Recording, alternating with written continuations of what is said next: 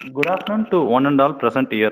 It is my great pleasure to welcome you to this section of the Atal Faculty Development Program on Data Science, organized by School of Computer Information and Mathematical Science.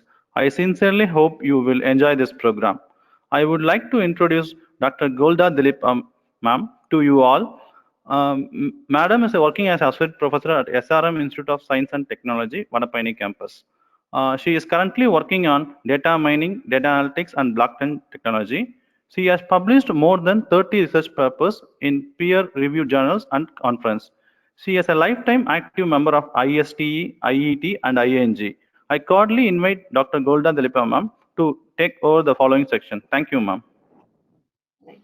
So first, let's get into basically what is data science.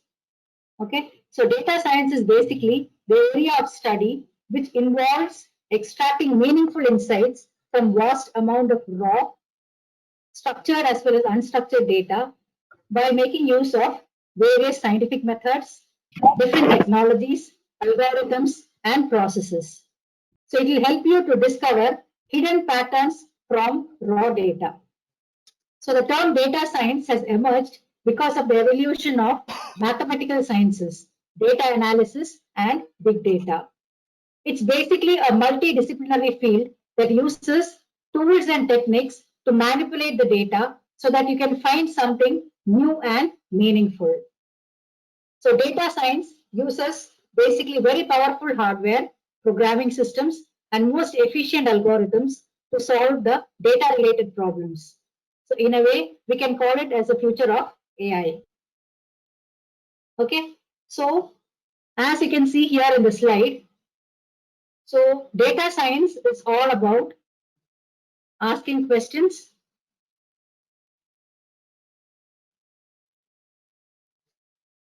asking the correct questions and analyzing the raw data, then modeling the data using various complex and efficient algorithms, then visualizing the data to get better perspective, then understanding the data to make better decisions and finding the final result. For example, let's suppose we want to travel from station A to station B by car. So now we need to take some decisions like which route we will be taking. So which route will be the best route to reach faster at a particular location, in which route there will be no traffic jam, and which will be cost effective. So all these decision factors will act as input data. And from this, we can get an appropriate answer in order to get our output. So this analysis of data is what is called data analysis, which is basically a part of data science. So if you see, some years ago, data was very less and mostly available in structured form, and which could be easily stored in Excel sheets and which could be processed by, let's say, using your BI tools, business intelligence tools. But in today's world, data is becoming so vast, that is approximately 2.5 Ma'am, sorry for quintals. interruption. We are standing Yeah. still in third slide, ma'am. Have you switched to other slide? Yes. Third slide. We are in third slide, sir. We are in the Okay, correct fine, ma'am. slide, Oh, sir. fine, ma'am. Thank you, ma'am. Sorry, ma'am. Okay. Yeah, no issues. So in today's world, data is becoming so vast. That is, approximately 2.5 bytes of data is getting generated every day. So which leads to what is called data explosion. So it is estimated that in the year 2020, nearly 1.7 MB of data is created at every single second by every single person on earth. So every company requires data to work in order to grow and to improve their business. But then handling such huge amount of data is a very challenging task for every organization.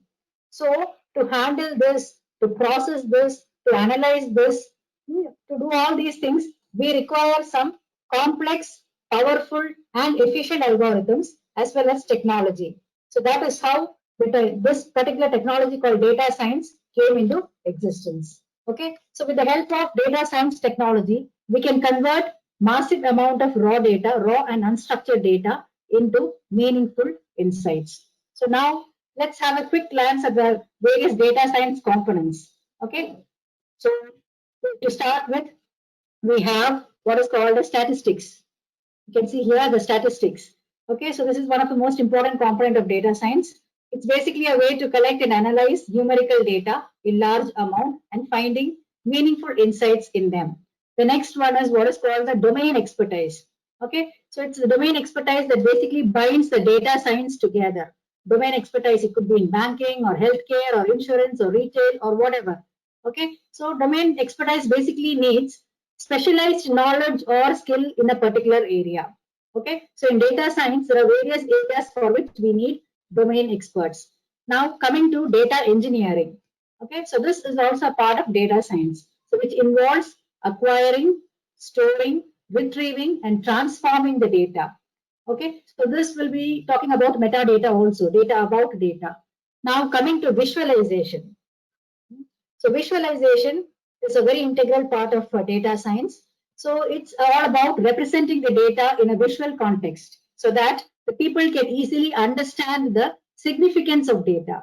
Okay, so data visualization makes it easy to access huge amount of data in visuals.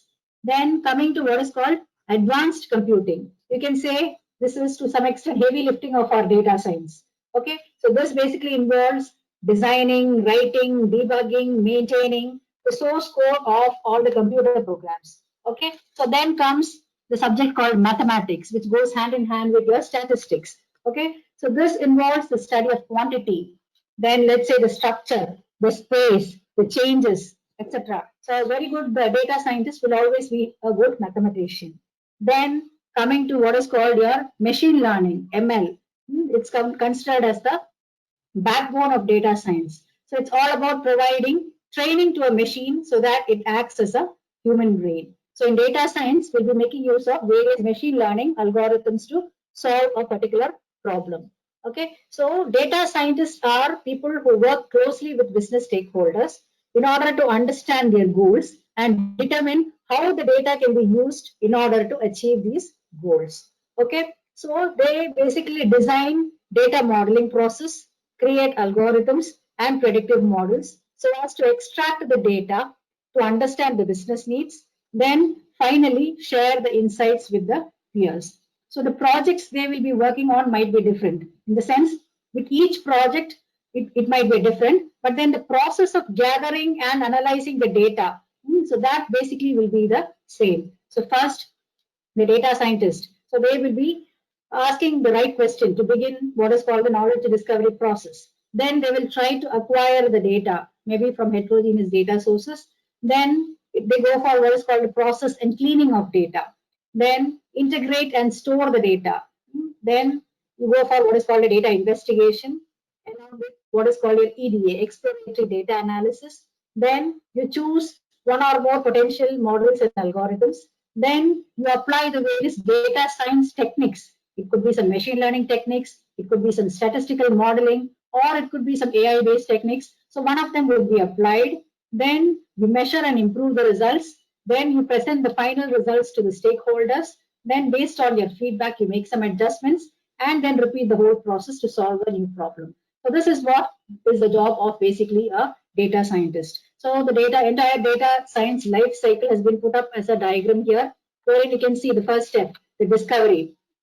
Discovery in the sense, yeah, what I just mentioned, asking the right questions, okay, determining what are the basic requirements, the first step out here, the discovery, asking your, trying to understand what are the basic requirements, the priorities, the project budget, okay, then how many people are required, what's the technology involved, the time, the data, okay, so that we can frame the business problem on a first hypothesis level.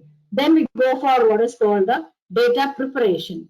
Data preparation. Okay, so this some I mean they call it in the web, we call it as data munging. Okay, so wherein we go for what is called the data cleaning, data reduction, data integration, data transformation. So we have specific tools to deal with all these things which we will be looking into. Okay, so after performing these tasks, we go for further processing the data where we go for what is called the model planning.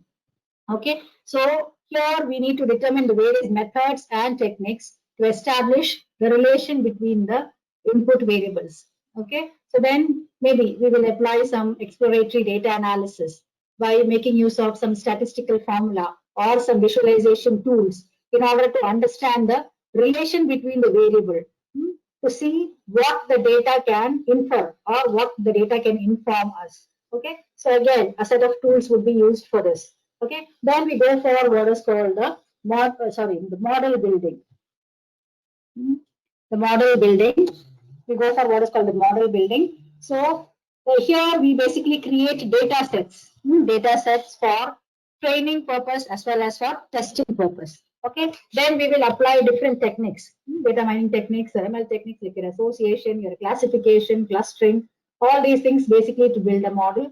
Okay, then you have a set of tools which will help in this process. Then we go for what is called operationalizing. Okay, that is delivering the final reports of the project, along with the briefings, the code, the technical document. Okay, so this phase will provide a clear overview of the complete project performance and the various components before the full deployment happens. Okay, then of course, last, the communicating the results. So here in this phase, we will check if we have reached the goal, what we have set in the initial phase. Okay, so we will communicate our findings and the final results to the business team, and if required, go for the amendments and changes according to their suggestions. Okay, so this is what the data science life cycle is all about. So now coming to the topic for the day, the tools for data science. Okay, so I've just mentioned a data scientist is responsible for extracting, manipulating, pre-processing, and generating the predictions out of data. Okay, so in order to do so, he might require a lot of different statistical tools as well as different programming languages. Okay, so they might require data analysis tools, data warehousing tools, data visualization tools, or ML tools along with AI tools, or tools. This particular era is the era of big data. Okay, so data science tools which can handle big data. So a data science scientist needs all these in his toolkit. Okay, so let's now look into what are the various tools in the toolkit of our data scientist. Okay, so first let's try to look into what are the tools, data science tools for big data. Okay, so when we say big data, so big data is basically a collection of large data sets. So those data sets cannot be processed using your traditional computing techniques. Okay, so when we say big data, it's not a single technique or a single tool. Okay, it involves a variety of various tools, techniques, and frameworks. Okay, so big data involves, maybe it could be data produced by different devices, different applications. For example, your social media data, your stock exchange data, the search engine data. So they're all big data. Okay, so they could be structured, semi-structured, or unstructured. Structured in the sense it could be relational data which comes in the form of your tables which has rows and columns, or it could be semi-structured data, your XML data, or it could be your unstructured data. It could be your Word, PDF, text, media logs, and all these things. Okay, so to understand clearly the meaning behind big data, it's very important that we understand the basic principles that define the data as big data. Okay, so they are basically known as the 3 V's of big data. 3 V's of big data. The first one is volume. The second one is variety. The third one is what is called velocity. Okay, so first let's look into the tools for handling the volume. Then we'll look into the data science tools for variety. Then we'll look into the data science tools for velocity. Okay, fine. So now coming to the tools for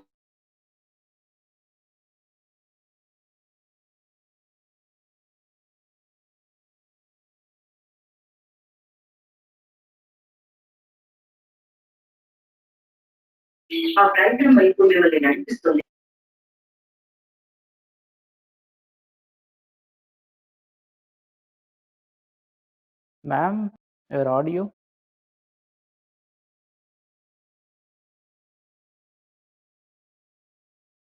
So then again, there is a reverse cycle in computation and storage cost. Okay, so this has also made collecting and storing huge amount of data much easier. Okay, so it's basically the volume of data that defines whether it qualifies as a big data or not, whether something qualifies as a big data or not. Okay, so when we have data ranging from 1 GB to around 10 GB. Okay, so the traditional data science tools tend to work well in all these cases. So let's have a quick look at what are these tools. So these are the tools which is very, very familiar to all of us. Your Excel, your Access, and the SQL. Okay, so coming to Excel. So this is a tool which is being underlooked by many of us. It comes as a part of your Microsoft Office, your Excel. Okay, but then Excel is a very popular and a powerful tool for handling small amount of data. When I say small amount of data, something less than 10 GB. Okay, so it can support around, I mean, the number of rows over 1 million and around 16,380 columns can be supported by Excel at a time. Okay, so this Microsoft developed Excel basically for spreadsheet calculations. Okay, but then right now it's being widely used for data processing, visualization, complex calculations. So it's become a sort of powerful tool for data analysis. Okay, so Excel comes with various formulas, tables, filters, slicers, which we all use on a day-to-day basis. Okay, then even you can create your own custom functions and formulas using your Excel. Okay, but then Excel is not suitable for calculating the huge amount of data. Okay, so it's an ideal choice for creating powerful data visualizations and spreadsheets. Even you can connect your SQL with this, I mean Excel, and you can manipulate and analyze the data. Okay, then these days, I mean, a lot of data scientists is using Excel for data cleaning, as it provides a very interactable GUI environment to pre-process the information easily. Okay, then Excel has recently released what is called a tool pack for Excel. Tool pack. Okay, so this tool pack, so with this tool pack, it's much easier to compute complex analyzations, the moving average, correlation, and all these things. But then, since there is a proliferation of a lot of products in the market, so Excel, I mean, it still pays when you compare with the various advanced data science tools like various other things which we will be just looking into. So that's regarding our Excel. So now coming to Access, the Microsoft Access. So this is also a popular tool by Microsoft that's being used for data storage. Okay, so smaller databases up to 2 GB can be handled smoothly with this tool. But then beyond that, it starts cracking. It's basically a backend tool. Okay, then coming to the SQL. Okay, one of the most powerful data management system which has been around since the 1970s. Okay, so it was the primary database solution for few decades. But then it has a drawback in the sense it becomes, I mean, it's very difficult to scale as the size of the database grows. So these are all suitable for handling data up to 10 GB. Okay, so whatever we have covered so far is for tools for data ranging from 1 GB to 10 GB. Okay, so now if your data is greater than 10 GB, okay, and all the way maybe up to 1 TB plus or whatever, then you need to implement some another set of tools. Okay, so these are the big guns right now, as of now, the popular ones in the market. These are not the only ones, but I'm listing the very most popular ones. Okay, so we have this Hadoop and Hive, both from Apache family, Apache Hadoop and Apache Hive. Okay, so this Hadoop is basically a data science tool for data storage. Data storage. It's basically a free as well as an open source distributed framework, and it can manage data processing and storage for big data. In the sense, it can store tons and tons of data. Okay, and it supports what is called a distributed computing to massive data sets, and it can support a cluster of, say, let's say thousands of computers. Okay, it's basically used for high level computation and data processing. So definitely you would have come across this tool if you have ever built a machine learning project from its scratch. Okay, so this Hadoop basically runs on what is called, you can see here, this yeah, it runs using your MapReduce algorithm, where the data is processed in parallel with others. Okay, so Hadoop is basically used to develop applications that could perform complete statistical analysis on huge amounts of data. Okay, so basically the MapReduce, so that is basically the processing layer or the computation layer, and then at the storage level you have what is called an HDFS. HDFS, which stands for Hadoop Distributed File System. Okay, that's something which is based on Google File System. Okay, so yeah, and they are considered to be highly fault tolerant. Okay, so that is the most primary tool, the Hadoop from the Apache family. So the next one in the line is, okay, so this is what is called the Hive. Okay, so Hive is basically a data, you can say, warehouse infrastructure tool, which is built on top of Hadoop to process the structured data, whatever is there in your Hadoop. Okay, so this Hive, this Apache Hive, it will provide an SQL-like interface to query the data which is being stored in the various databases and the file systems that are integrated with your Apache Hadoop. Okay, so it basically resides on top of Hadoop to provide, you can say, summarization of the big data.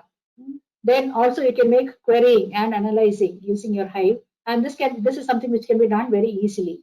And this is basically being, your Hive is basically being designed for what is called your OLAP, online analytical processing, where you can drill down your data, drill up or roll up the data. And it also it also provides an SQL-like language, SQL type language it's called HiveQL, HiveQL, Hive Query Language, or HQL. I think in some textbooks call it as HQL. Okay, so yeah, so Hadoop is basically for data storage, whereas Hive is a tool to process the data what is being stored in Hadoop. And you should not confuse it as a relational database. Okay, so Hive is not a relational database. It's not a relational DBMS. Okay, so we have the Hive, you can see in the picture here, the Hive client and the Hive various Hive services. Okay, so Hive will allow you to write applications in various languages.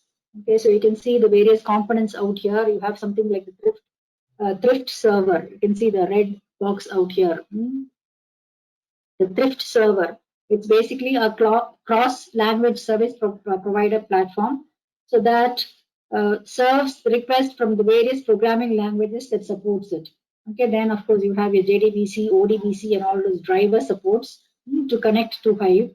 Okay, then of course we have the various services, the client line interface, the user web interface, and other things. Okay, so that's regarding the tools for handling the volume. Volume in the sense, the huge volume, not the traditional tools. The modern tools, we have what is called the Apache Hadoop and Apache Hive. Okay, so next, let's move on to tools for handling variety. The 3 V's we are discussing, the tools for handling variety. Okay, so when I say variety, it refers to the different types of data out there, the different types of data. So when we say different types of data, only 2 things come to our mind. One is structured, and the second one is what is called unstructured. Okay, so when we say structured is nothing but you have the tabular data, the data in the form of tables. Okay, the employee table or the payout table or the loan application table, or all what comes as a part of your traditional DBMS, what we do on a day-to-day basis. Then unstructured data. This is the majority of data these days, the unstructured data. So your email data, the big data, the social media data, or it could be the video feeds, or it could be some customer feedback, or it could be some satellite image feed. They're all unstructured data. Okay, so when we are making this sort of a segregation, that is structured and unstructured, if you observe, in the case of structured data, there is certain order and structure to the data types. Whereas in the case of unstructured data, the examples, whatever I give, they don't follow any trend or any pattern. Okay, for example, your customer feedback, they may vary in length, your sentiments, or various other factors. So moreover, the types of data is very huge and diverse too. Okay, so it can be very challenging to tackle this type of data. Okay, so what are the different data science tools available in the market for managing and handling these type of different data types? Okay, so we have two common types of databases. So one is called the SQL, and the second one is what is called the NoSQL. NoSQL means not only SQL. Okay, so uh, some examples of SQL which most of us would have used on a day-to-day basis: the Oracle, we have the Postgres SQL, MySQL, excuse me, and the SQLite too. Then the NoSQL, we have databases like MongoDB, Cassandra, HBase, yeah, MongoDB, Cassandra, HBase, the Neo4j. So these are all the various NoSQL. So I have been telling SQL and NoSQL. So let's try to understand the difference between SQL and NoSQL. Okay, so most of us are familiar with what is called an SQL, structured query language. Okay, so SQL databases, they are table based. Table based in the sense relational table. You can see here relational table, whereas NoSQL databases are non-relational. They are non-relational. They are distributed databases. Okay, so SQL databases defines and manipulates the data based on SQL, the structured query language. Okay, so it is extremely powerful and one of the most versatile and widely used options available to manage your complex queries. But then it is restrictive in the sense it has some limitations. Okay, so SQL in the sense you need to use a predefined schema to determine the structure of your work before you start working with it. Okay, so all of your data must follow the same structure, the same schema, what we have already predefined. So this can require significant upfront preparation, which means that a change in the structure would be both difficult and disruptive to the whole system. Okay, so your relational DBMS or your relational SQL databases is a better option only for applications that require, let's say, the multi-row transactions like your accounting system or your legacy systems, which are specifically built for relational structure. Okay, whereas your NoSQL, that is not only SQL, has basically a dynamic schema for handling unstructured data. Okay, so data can be stored in many ways, and it can be document oriented, or it can be column oriented, or it can be graph based, or it can be organized as a key value pair. You can see here all these. It can be organized as a key value pair. Okay, so this flexibility means that the documents can be created without having a defined structure first. So we're not having the schema like your schema first itself, like your SQL. Okay, so each document can have its own unique structure also. Okay, so the syntax varies from database to database, and even you can add fields as you go. Okay, so basically it is this NoSQL which is being used for big data and real-time web applications. Okay, for example, companies like Twitter, Facebook, Google, okay, so they all collect terabytes of user data every single day. Okay, so now the question comes, when to use your SQL and when to use your NoSQL. Okay, so SQL is basically used for analyzing behavioral related and customized sessions, or when you want to develop some, let's say, some custom dashboards. Okay, or it's something which will allow you to store and get the data from the databases very quickly. That is by querying the database with some SQL sort of a language, or it's preferred when you want to use joins and execute some sort of complex query. That's when you go for your structured query language. Okay, but coming to your NoSQL, so NoSQL is basically used for when you have logging data from distributed sources or from heterogeneous data sources. Okay, then you can also store. It's also suitable to store temporary data. Temporary data like your shopping cart or your wish list or your session data. So all these are suitable for as coming under the category of NoSQL. Okay, so that's regarding the tools for handling the variety. Okay, so now we have seen volume, variety. So next V is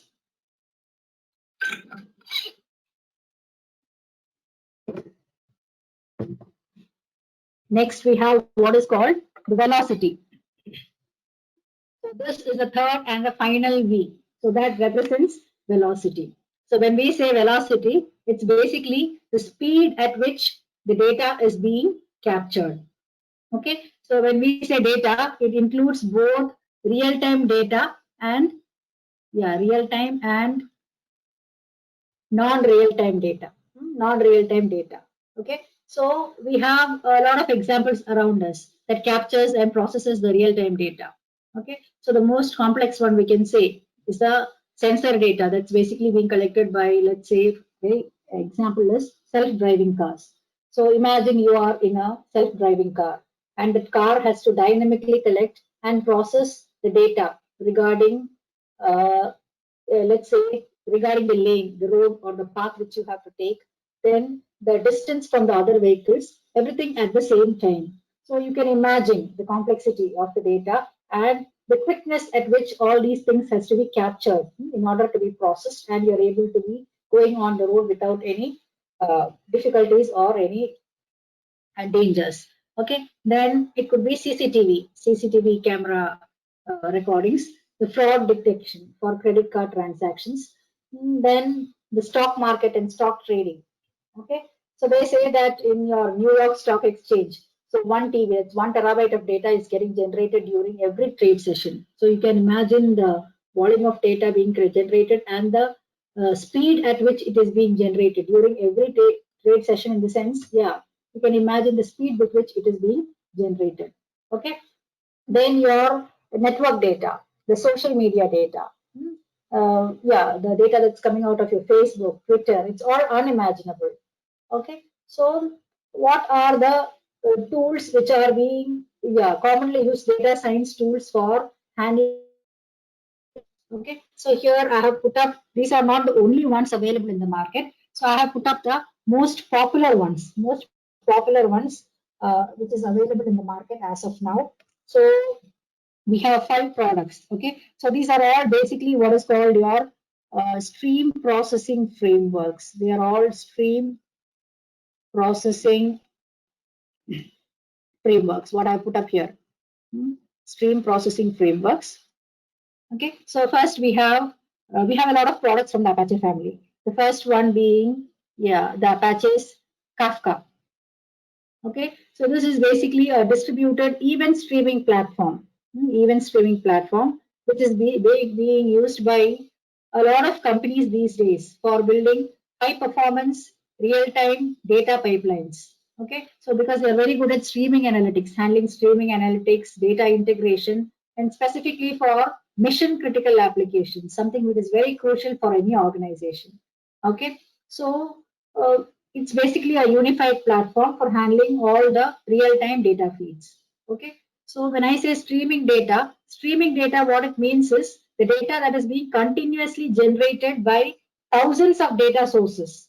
Okay, so which will typically send the data records simultaneously. So the framework should be smart enough or having the capacity to handle this constant influx of data, and it should be able to process the data sequentially as well as incrementally.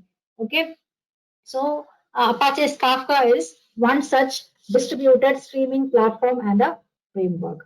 Okay, so this Kafka is basically used to build real-time streaming data pipelines. That is basically the streaming applications. Okay, for example, let's say you want to create a data pipeline that takes in the user activity data. So it will basically track how people use your website in real time. Okay, so this Apache Kafka would be used to ingest and store the streaming data while serving the reads for the applications powering the data pipelines. Okay, so this is basically being used as a message broker solution. Okay, which is basically a platform to that will process and mediate the communication between the two applications. Okay, so that's the regarding the Apache Kafka. Okay, so next moving on to the second product, nothing but your Apache's Storm. Okay, so this, this particular tool, this is also a stream processing framework, and it can process up to 1 million tuples per second. You can imagine, it can process up to 1 million tuples, tuples in the sense records per second, and it's highly scalable. It's a very supposed to be considered to be a very good tool to consider for high data velocity. Okay, so then this is something similar to your Hadoop. Okay, so basically this Hadoop and Storm frameworks, they are used for analyzing your big data. But then both of them complement each other, but then they differ in some aspects. Okay, your Hadoop, I mean Apache Storm, it will do all the operations except the persistency of the data. Whereas your Hadoop is good at everything, but then it lacks in real-time computation. That's where the Hadoop takes a backseat and Storm comes in front. Okay, and this is basically being used in real-time analytics. So when I say real-time analytics, a lot of use cases are there associated with your Apache Storm. For example, our Twitter. Okay, so Twitter is basically using Apache Storm for its publisher analytics products. Okay, so publisher analytic products basically takes care of processing each and every tweet that comes in with Twitter, tweets as well as the clicks, the tweets and whatever clicks are coming in the Twitter platform. So that's being taken care by this Twitter by using the Apache Storm. Okay, so this Apache Storm is being deeply integrated into their Twitter's infrastructure also. Then a lot of other companies are also using Apache Storm. I have just mentioned one popular one. Then many travel meta search engines are also using this Apache Storm in order to collect the metadata and then get the real-time data and give the best match to the user when they're using for travel recommendations and other things. Okay, so it's, I mean, Storm is considered to have certain level of operational intelligence. Okay, so but then this Kafka and Storm, when you compare these two, they are these two things. They are basically being used with a slightly different purpose. Okay, so Kafka is basically a distributed message broker which can handle a big amount of messages per second. It's a message booking service. But then Storm is basically used for real-time analytics. It's like a Hadoop in real time. Hadoop in real time. Okay, so that's regarding our Apache Storm. Then coming to the next one from the Apache family, we have what is called the Apache Flink. So this is basically the Apache's native analytic database for Hadoop. Okay, so this is also open source, the native analytic database for your Hadoop. Okay, so this is also used for real-time data. So this is another tool from the Apache family for using with their real-time data. Then again, like the other products, it also has high performance, fault tolerance, very good memory management, in-memory management, and all those things. Okay, so this is also a very good stream processing framework. Okay, so when I say stream processing, it's meant for processing, you can say infinite data, or in better terms, unbounded data coming in real time, continuously. It's not just for days, it could be for months, it could be for years, or it could be forever. Okay, so these stream processing frameworks should be able to handle these sort of things. Okay, fine. So next is we have what is called Apache Spark. So Spark. Okay, so people have this misconception that Spark is a modified version of Hadoop. But then Spark is basically not a modified version of Hadoop. It's just one of the ways to implement, Hadoop is one of the ways to implement Spark. Okay, so Spark uses Hadoop in two ways. Okay, one is for storage and second is for processing. But then Spark has its own cluster management systems or computations. So Spark uses Hadoop only for storage. Okay, so this is also an open source framework for data analytics. Okay, so but then not just data analytics, it supports machine learning algorithms and very fast cluster computing.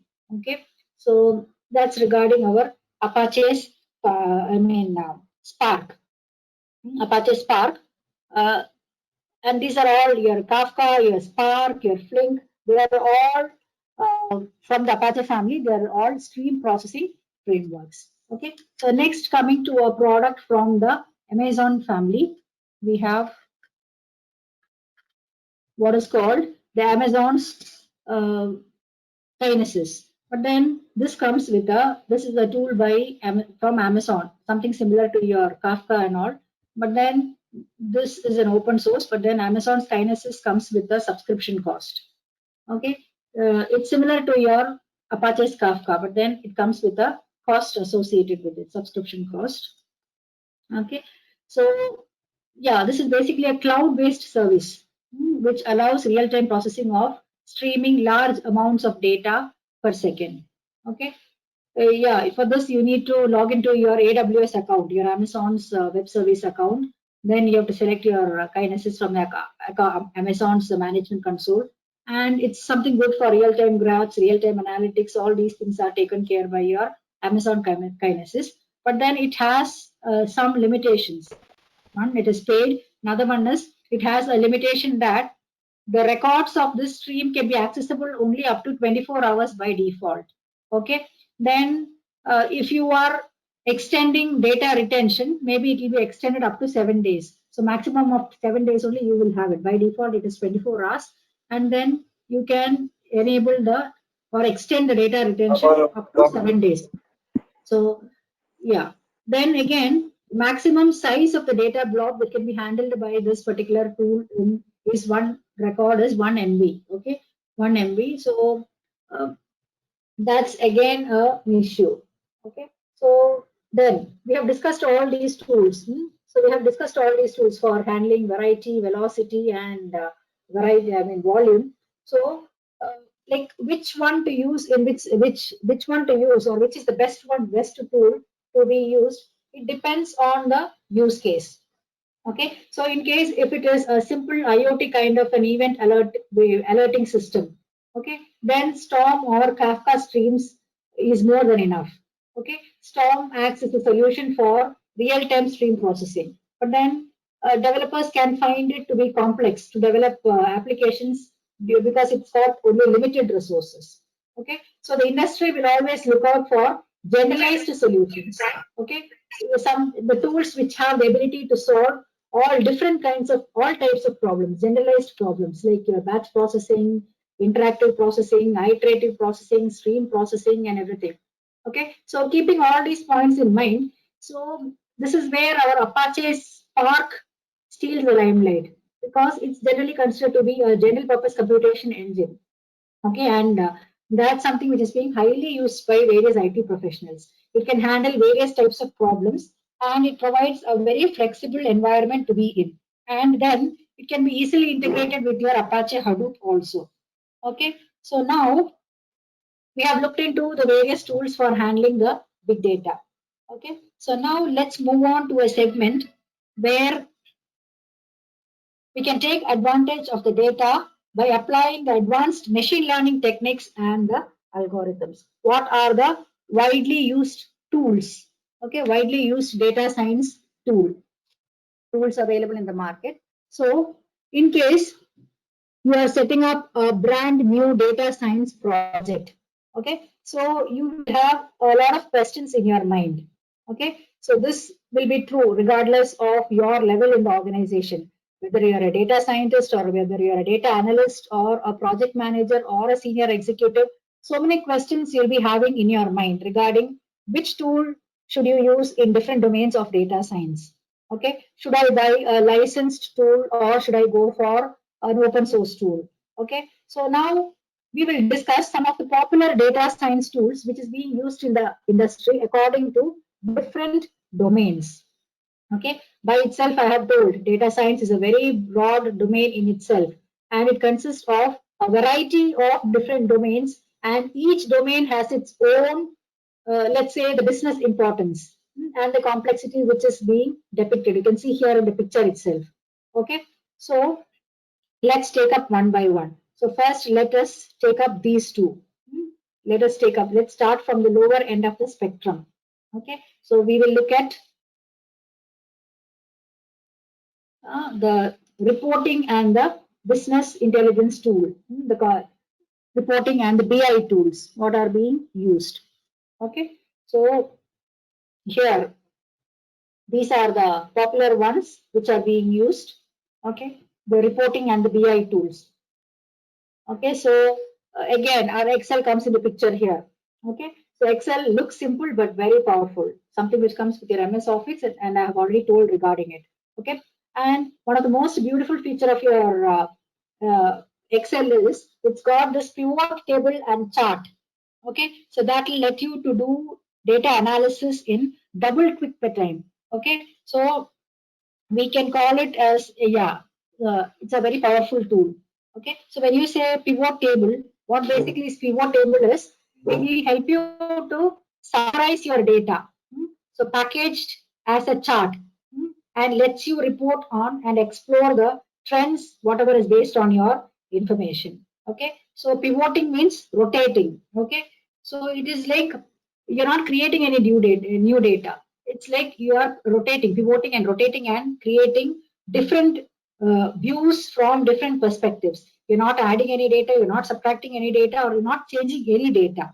Okay, so then you are simply reorganizing the data and then using it to reveal some information. That's what is pivoting. Okay, for example, you want to get the employee head count for separate departments. Okay, so if you have a list of employees in the Excel sheet, if you have the list of employees in the Excel sheet, for instance, and next to the employees' names are the respective departments they belong to.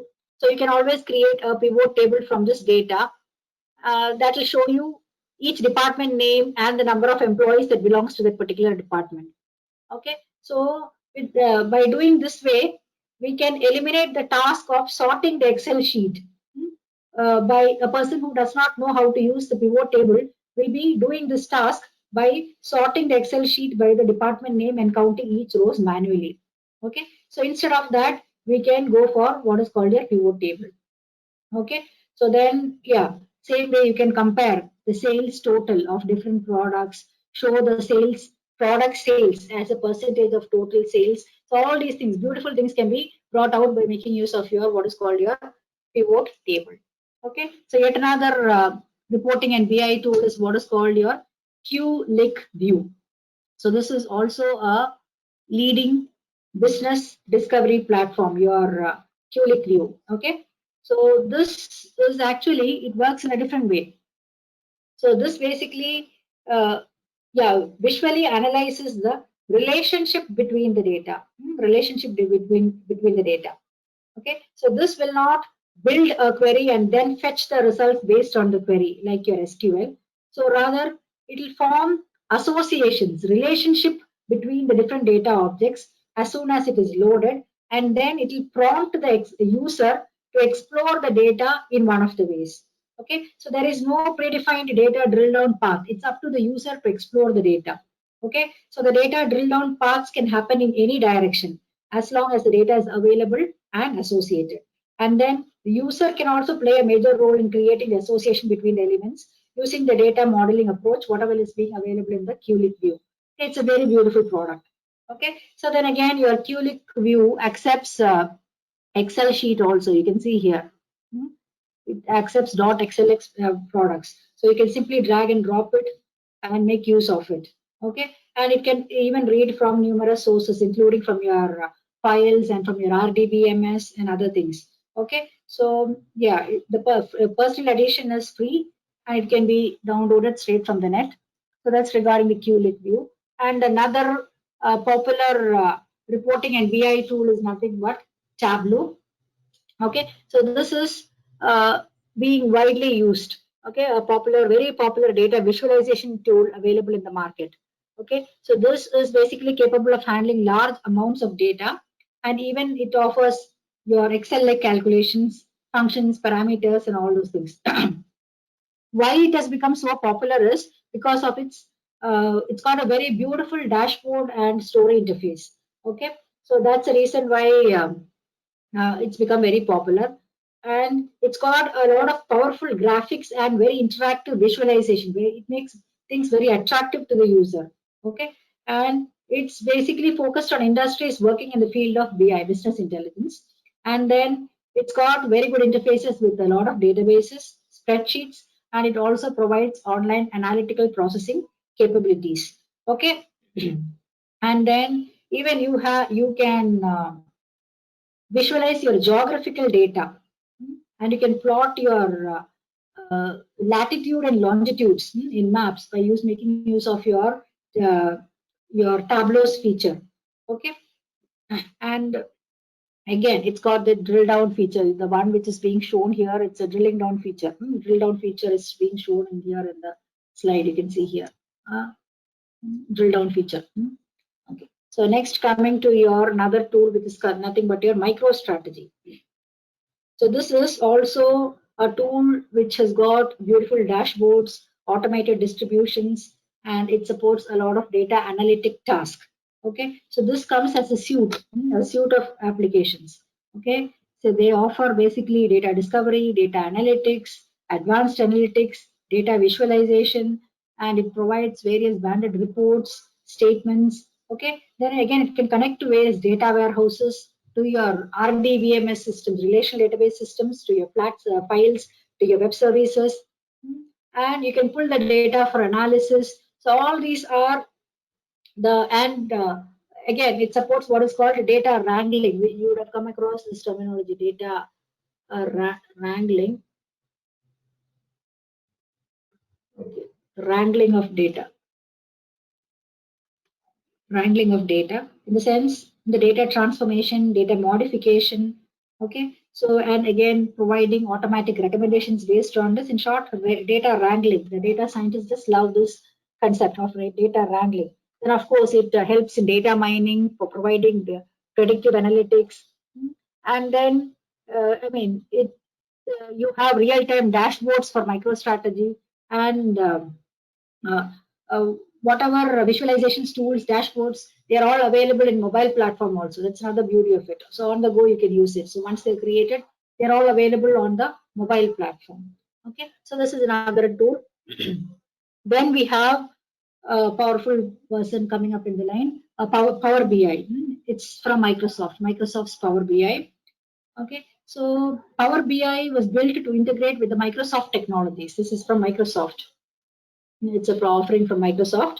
So if your organization has got a SharePoint or SQL database user, then Power BI will be the apt choice. Okay, so here this also will provides a lot of data transformation services and other things. Data visualization and data transformation tools are available for converting your data from heterogeneous databases or data sources. Then you can even prepare interactive dashboards, BI reports, and other things.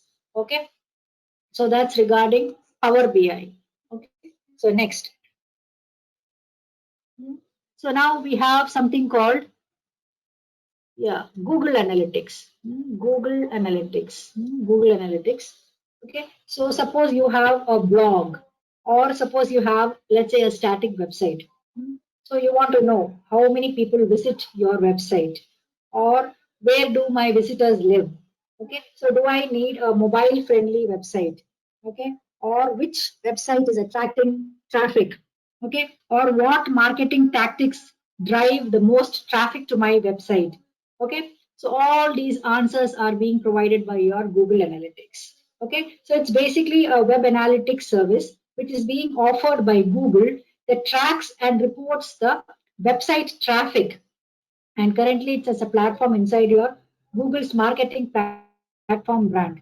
Okay, so now you will be wondering why this Google Analytics is being put under your reporting and the BI tool list when all the other products are coming, when out of the box solution. Okay, so but then what happens is your digital marketing plays a major role in transforming business, and There is no better tool than Google Analytics to digitize your efforts and to make your cash registers rigging. Okay, so that's the reason why we have put Google Analytics as a part of this.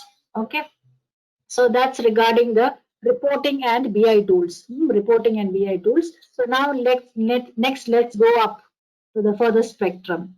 We have the predictive and the machine learning tools. Predictive and the machine learning tools.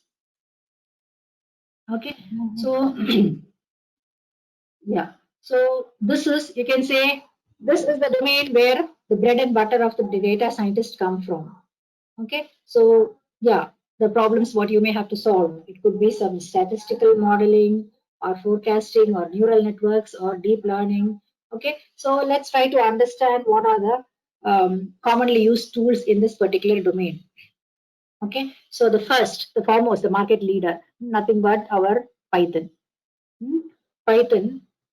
Okay, so this is the most dominant language in the data science industry as of now. Okay, open source, very easy to learn, easy to use, very flexible, one of the most popularly and accepted language in the ML community. Okay, so I have listed, you can see here in the slide, the top 10 Python libraries a data scientist needs to know. Okay, so you have your pandas. The first one is pandas. Pandas is for,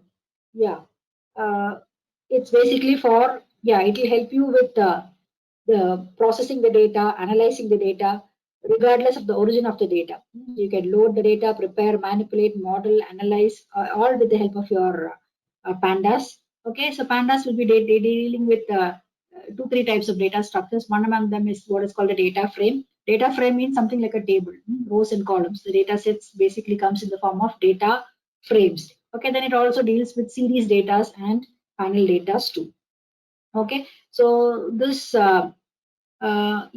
this pandas is basically being built on top of this NumPy. Pandas is basically being built on top of this NumPy. NumPy stands for numerical Python. So this is basically a library for working with arrays. Okay, so you want to work in the domain of linear algebra, your Fourier transform, matrix. So NumPy is a solution for it. Okay, or your multi-dimensional array objects. Okay, or some logical operations has to be performed. Okay, so all these things you can use NumPy. Okay, of course, the Python we have list that serves the purpose of arrays, but then they are very slow to process. Okay, so NumPy basically provides an array object that is basically 50 times faster than the traditional Python list data type in Python. Okay, so that's the reason why we go for it. Okay, yeah. So the arrays are something which are frequently being used in your data science. Okay, so where the speed and the resources are very, very important. Okay, then of course the third one we have what is called a SciPy, scientific library for Python, for scientific and mathematical, complex scientific and mathematical problems. Okay, so this is again is built on top of your NumPy.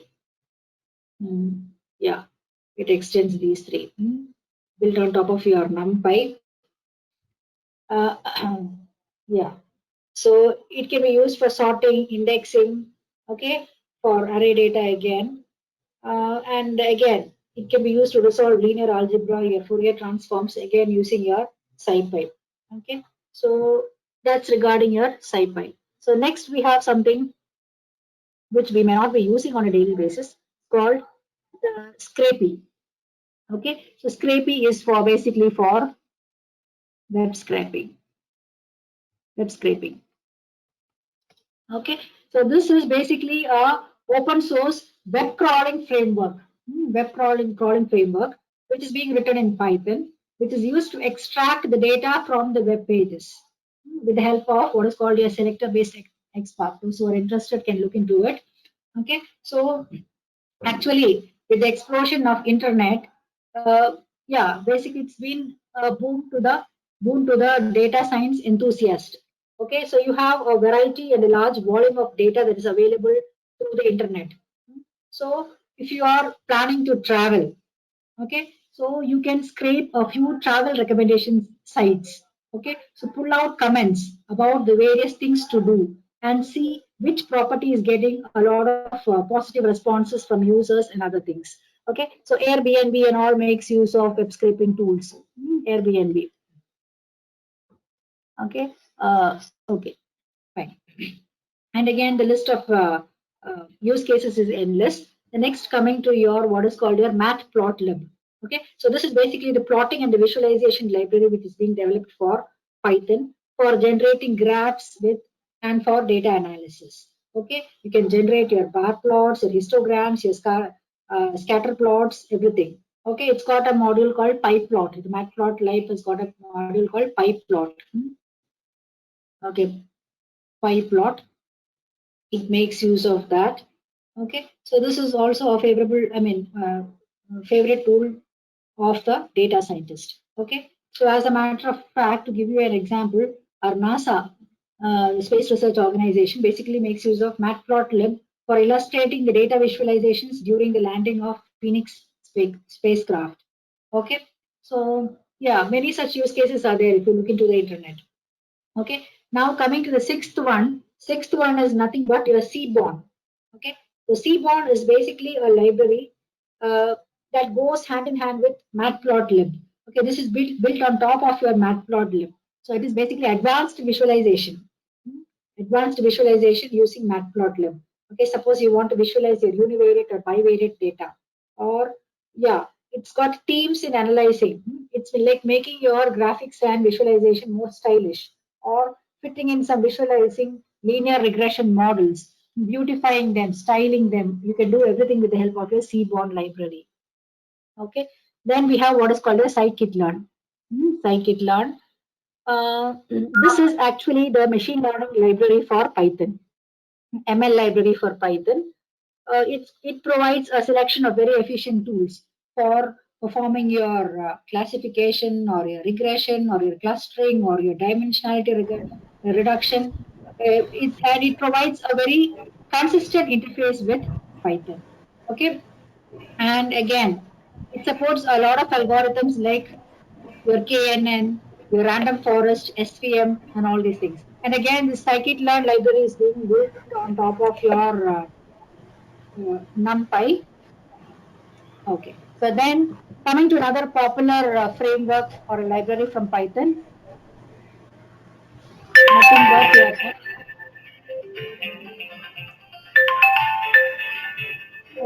can you please mute your microphone, please? Can the person please mute your microphone, please? Yeah, thank you. Yeah. Then we have what is called the TensorFlow. We have the TensorFlow. It's basically used for implementing your machine learning and the deep learning algorithms. Okay. So yeah, taking your AI, considering your AI also into consideration. Okay. So it's basically a product from Google. Google created TensorFlow. And then, yeah, TensorFlow can train or run your neural networks. Okay. Then it's got a lot of applications as far as the handwritten widget classification, image recognition, word embedding. So all these things, TensorFlow comes into picture. Okay. So wherever high performance numerical computation is required. Okay. So where you want to deploy computation on a variety of platforms by not by just by your CPU, by making use of your GPU and GPU. Okay, right from your desktop to clusters to servers, then of course we can make use of our TensorFlow framework. Okay, then we have what is called a scikit-image. Okay, so this is the image processing library for Python. Okay, so it's got a collection of algorithms for image processing. So before installing the scikit-learn, scikit-image, ensure that your NumPy and the SciPy are being installed. Okay, so now coming to the last one, it's called librosa. It's basically a Python package for music and audio analysis. Okay, yeah, this basically will help you to create music information retrieval systems. Okay, so these are the 10 popular Python libraries which a data scientist need to know. So these are not the only Python libraries. You have things like your we have things like your NLTK, NLTK, and okay, I'll write it here. Okay, NLTK. So NLTK is basically for natural language processing. Okay, natural language processing for yeah. So for that also we have a library, and NLTK is the package for natural NLP, natural language processing. that is developing statistical models to help the computers understand the human language. So that's a very popular and an emerging field, very popular field in data science. So that's got applications in speech tagging, word segmentation, machine translation, text to speech, speech recognition, and all these things, NLTK. Okay, so these are the popular Python libraries. Now coming to R programming language, R. So R has also got, this is another respected language in the domain of data science. Okay, this is basically being used for, this also supports statistical packages as well as for machine learning tasks. So it's got a lot of packages. The popular ones are the ones which I've noted here. We have the ggplot. We have the ggplot. So this is basically a data visualization package. Okay, data visualization package, and you can create a lot of beautiful, illustrious visualizations with the help of from your analyzed data by making use of your ggplot tool. Okay, you can annotate your data visualization. You can add text labels. Okay, and yeah, and there are various style maps associated with your ggplot package. Like you have something called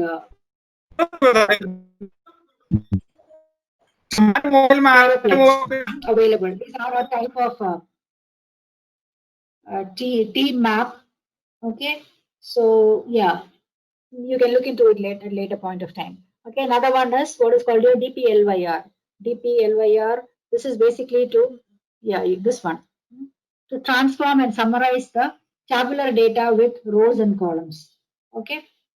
Then we have something called for data reshaping. We have what is called your tidyr. Okay, so this will enable you to convert the data between different formats from long to wide and wide to long. Those who have worked with R language will be knowing about it. So this is also for summarizing and plotting and analysis. Then we have something called Shiny. Okay, provides very interactive web applications. Okay, and then using your R programming language, you can create user interfaces. And yeah, interface in the server, and the Shiny package can compile your code into your HTML or your CSS or your JavaScript, whatever is needed to display your application on the web. Okay. Then of course we have what is called CARET, C-A-R-E-T. CARET stands for Classification and Regression Training. Okay. So it's a set of functions that will help you for data creating predictive models, predictive analytics models for data splitting, data pre-processing, feature selection, all these things. Okay, then we have something called E107. E107. So this is when we use kurtosis and other things, whether it is a leptokurtic or a platykurtic or a mesokurtic. When we use that, we come across this E107. Then of course we have our Plotly. Plotly is there. So this is again, it is something which will make very interactive publication quality graphs online. Okay, you can make your line plot, scatter plot, bar chart, okay, histograms, even your 3D charts can be made using your Plotly. Then finally we have your TidyQuant. TidyQuant. So this includes starting tools to assist users in developing quick visualizations, especially it's being used for financial visualization domain. Okay, so these are the tools. Okay, so next we have our Spark, something which we have already discussed. So the Spark is basically called the Swiss Army knife of big data. Swiss Army knife. Sorry, Swiss Army knife. I hope all of you know what is a Swiss Army knife. Maybe you can Google in your mobile and see how a Swiss Army knife looks like. It's a multi-purpose tool. So we call our Apache Spark as a Swiss Army knife of our data analytics or big data. Okay. So then another tool is what is called a Julia. So Julia, it's a upcoming language.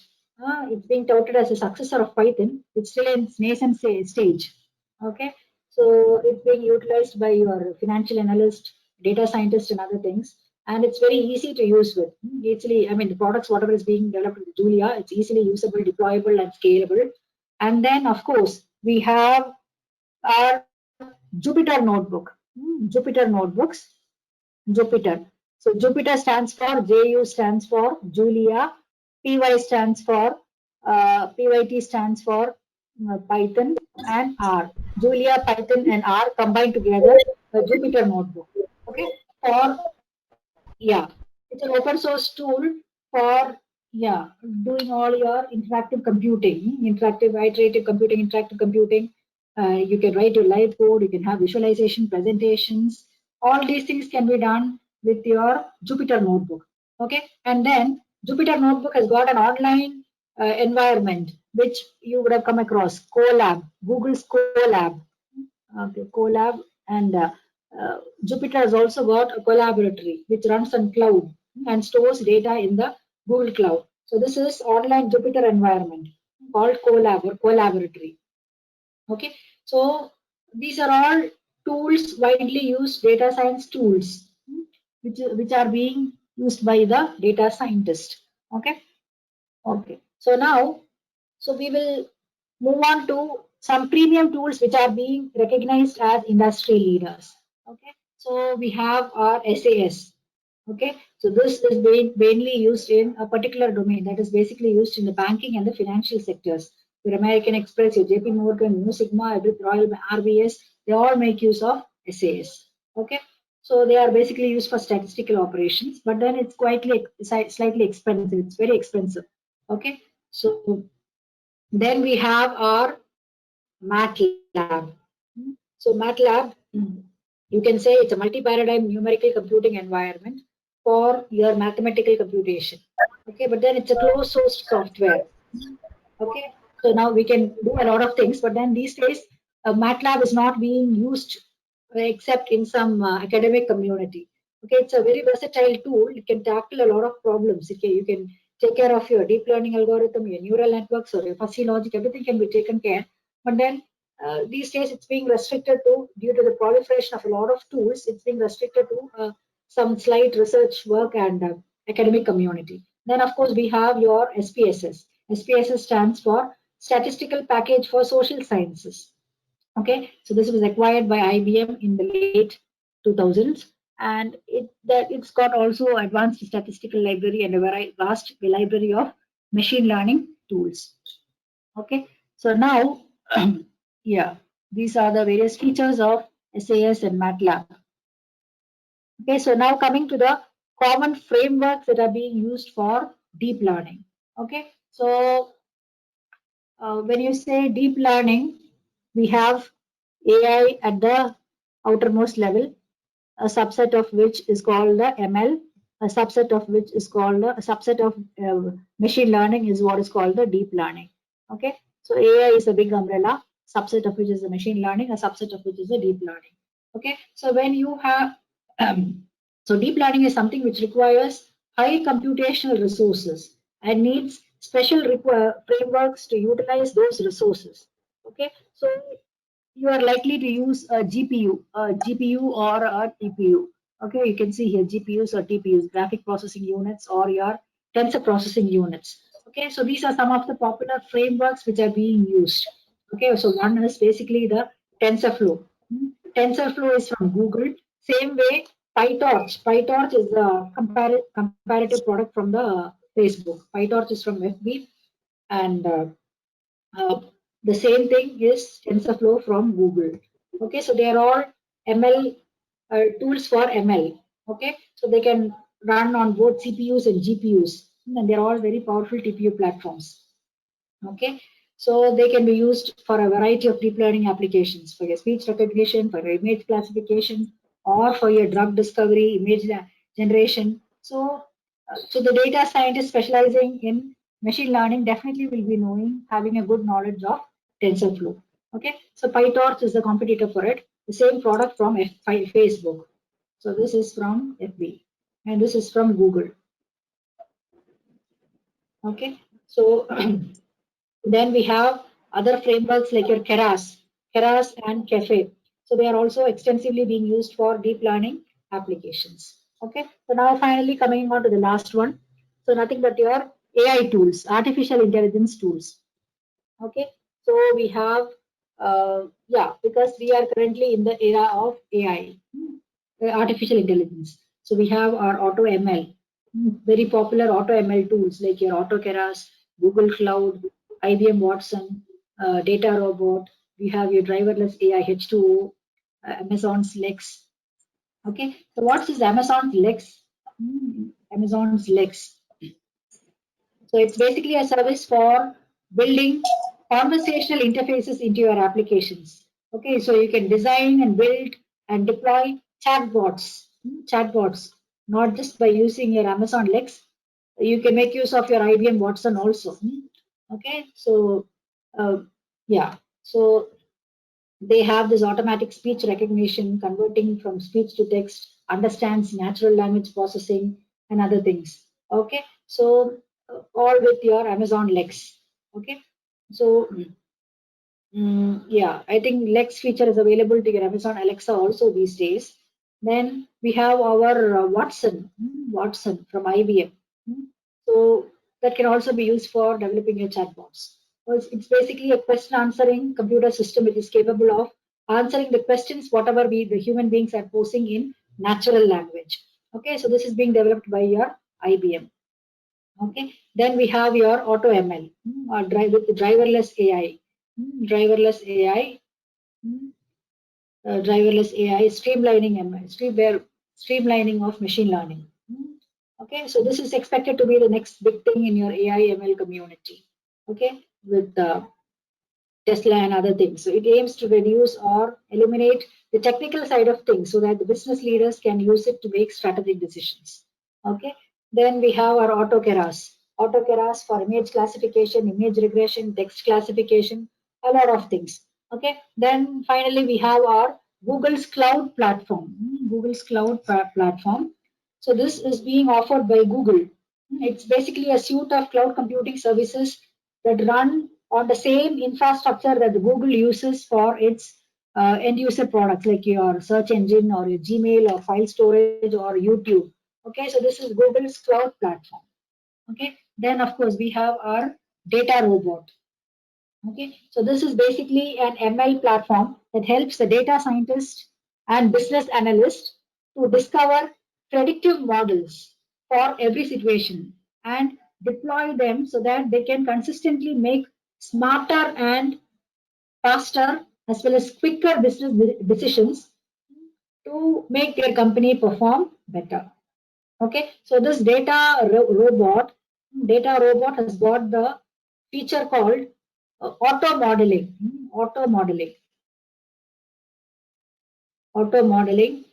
Okay, so you can quickly determine the best machine learning model for the particular problem. Okay, so within minutes, this data robot can iterate on thousands of combinations of models, data preparation steps, and parameters, which generally will take days or weeks to do manually. Okay, so all these tools will be able to automate the complete pipeline. Okay, so these are the various tools. We have discussed the entire spectrum. So finally, we have discussed this thing also here, AI and ML tools too. So yeah, then of course we have, so picking the right data science tools, it's always, it will come down as a personal choice. Okay, your domain or your project, and of course your organization also plays.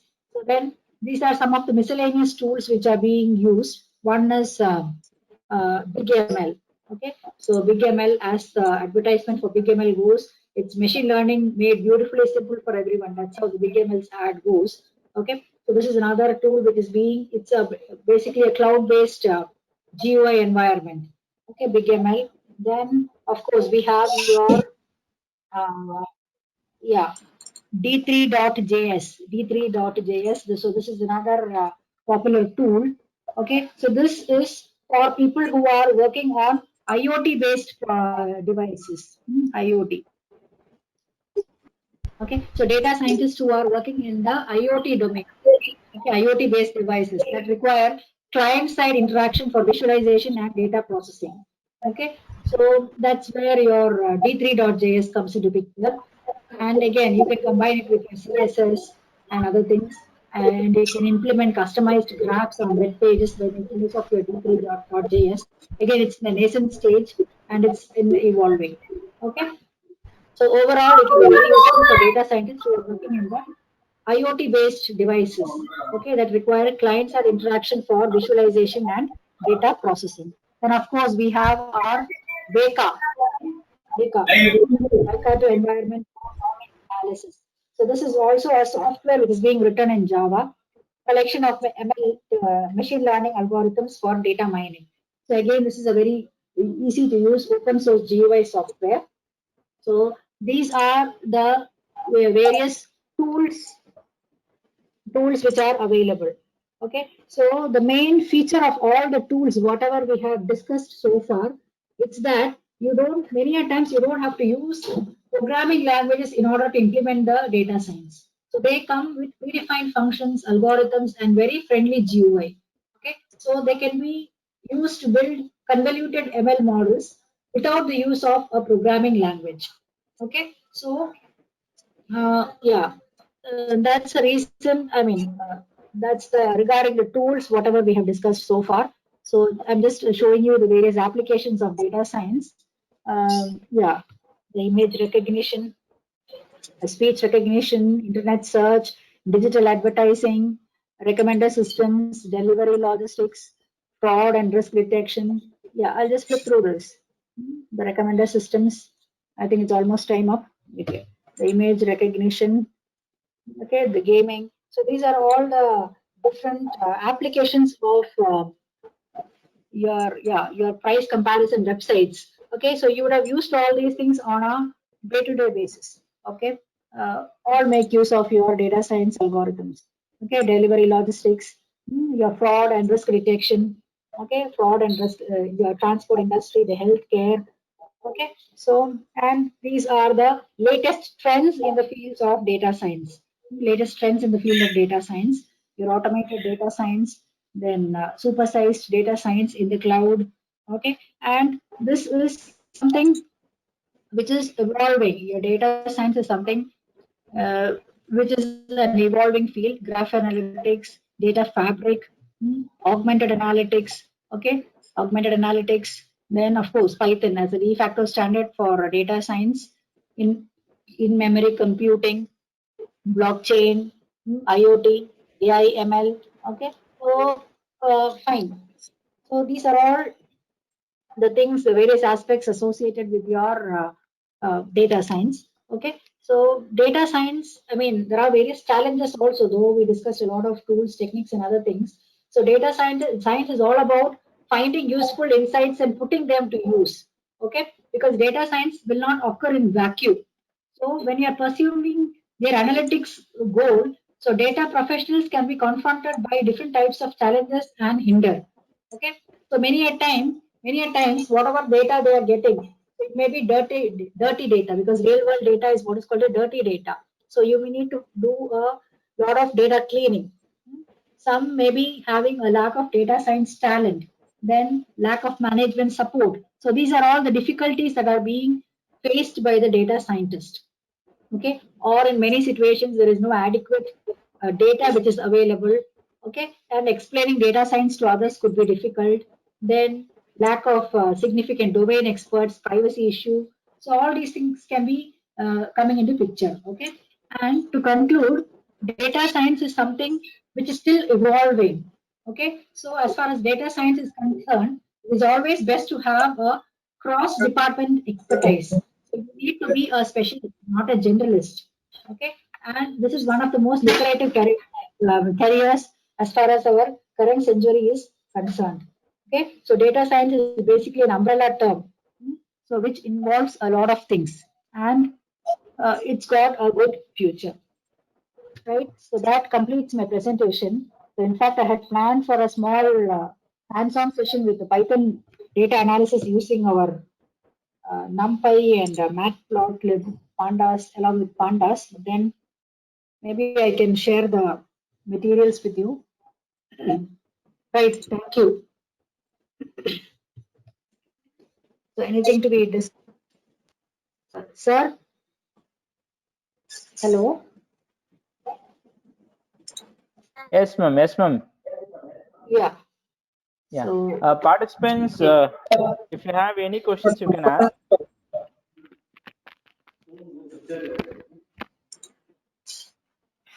Participants, you can unmute yourself and you can ask.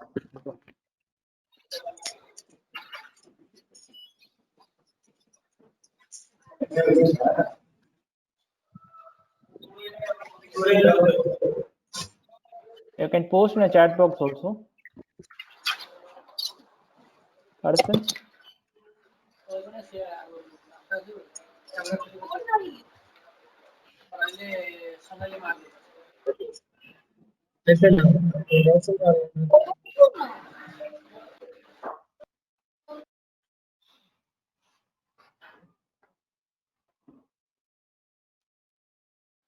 Ma'am, we have a question in your chat box. Which data science tool Yeah. are more usable in real world? The real world, yeah. To tell that, I had shown like, yeah. Just a second, I'll show you a slide. Which data science tool? Yeah. If you see this, to answer that question, you can see the slide. So data science is a spectrum. So it all depends on what problem you have in your hand, what your organization supports, and what are you planning to do with it. So depending upon that, I have segregated the tools into different categories here. We have this reporting and BI tools, which will do a certain set of tasks. Then we have some more tools in the upper cadre for predictive analytics and machine learning. Then, of course, we have our AI and ML tools or AI and DL tools. So all these things. So it all depends. So we cannot say one particular tool is the best tool. So we have an array of tools for different purpose. So yeah. So any other? Hello, ma'am. Which machine learning algorithm is most efficient in data science? So can we, have an answer for that? In the sense, again, it depends on what is the task under consideration. Because different algorithms are for different purpose, so we cannot make a comparison that way. Maybe for the task of classification, we have a number of algorithms. In that, which could be the best, or for clustering, that way we can. Otherwise, we cannot say which machine learning algorithm is the best. So very generalized way, we cannot answer that question. Ma'am, what is the difference between our... Hello, ma'am. Yeah, tell me, sir. What is the difference between R programming and Python programming, ma'am? R is specifically used for the Python programming. But in the case of we are using the data science, but we are using R programming only, ma'am. What is the difference between these two, ma'am? But the code we are using both the code only, ma'am. Can we use the both code, ma'am? Yeah, the thing is R and Python both are open source, but the thing is R has got a little more statistical friendly environment. So it has got more statistical tools and packages when compared to your Python. But then Python has got a large amount of package in multiple domains. You have so many things available in Python. But then R, it is more friendly for statistical computation. So most of the statisticians and the people who have problems in that kind of area, they prefer R when compared to Python. Okay, thank you, ma'am. Data cleaning, we have libraries in Pandas and NumPy. I can share you in fact, I had planned for a hands-on with Pandas for data cleaning. Yeah, I can share those things with you. I'll share it with your Manoj sir. You can get it for data cleaning. We do have some libraries are there. We have a tool how to do data cleaning using use of Pandas. In fact, I have the illustration. Somebody has asked in the chat box. That's why I'll share it with you. Okay. How to detect the missing data, how to detect the dirty data, how to remove the dirty data. So that needs a complete hands-on session. So out here, I could just give you an overview regarding the various tools. So anytime we have a hands-on session, maybe we could have such a sort of a discussion. Python itself has got libraries for doing all these things: data cleaning, data processing, data transformation. So by making use of your NumPy, Matplotlib, scikit-learn, and all those things. Okay. So any further questions, please? Hello. Yeah. Yes, sir. Madam, I'm Dr. Sunil Vijay Kumar, Madam, from Andhra Pradesh speaking.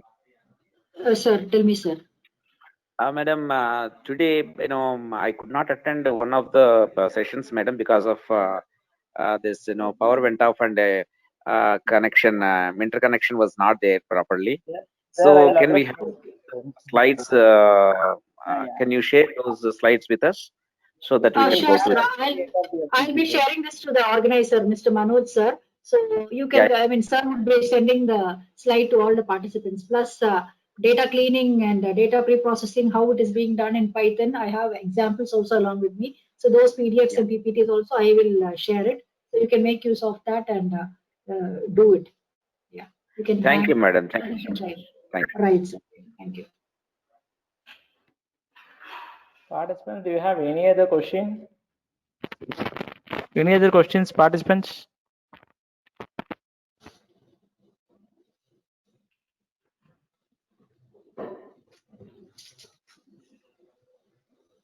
I think we don't have any other question, ma'am. Right, sir. Thank you. Thank you for such a wonderful session, ma'am. You have thrown us a very wide range of tools, and I think we need to learn more and more about data science. Yeah, All these tools.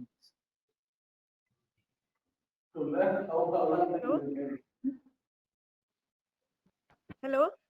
Yeah, yes, ma'am. Yeah, somebody was trying to ask me something. Good afternoon, ma'am. I have a question, ma'am. Yes, ma'am.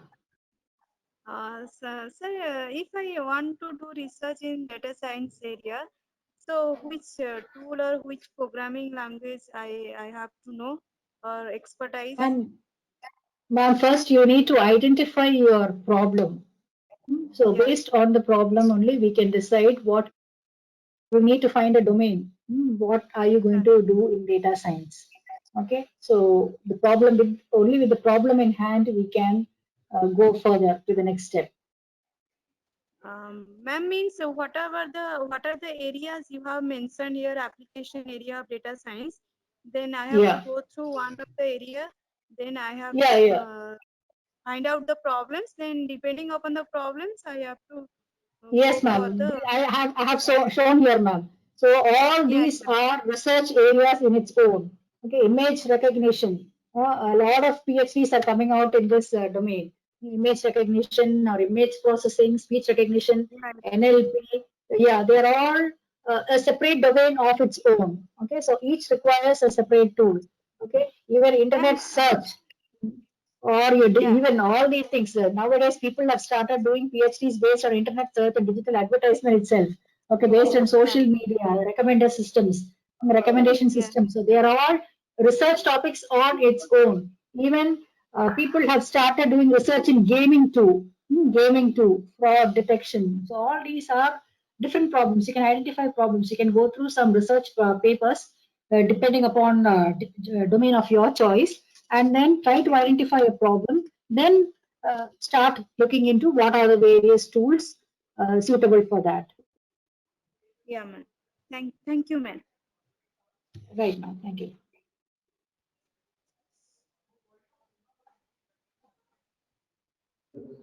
Participants, if you don't have any further questions, we can wind up the session.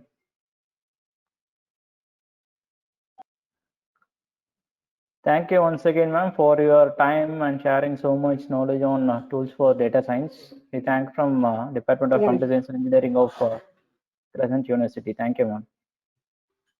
Right, sir. So, okay. So, can I leave? Yes, ma'am. Thank you so much, ma'am. Right, sir. Thank you. Participants, feedback and quiz link is being posted in your chat box. Kindly complete before 4:15.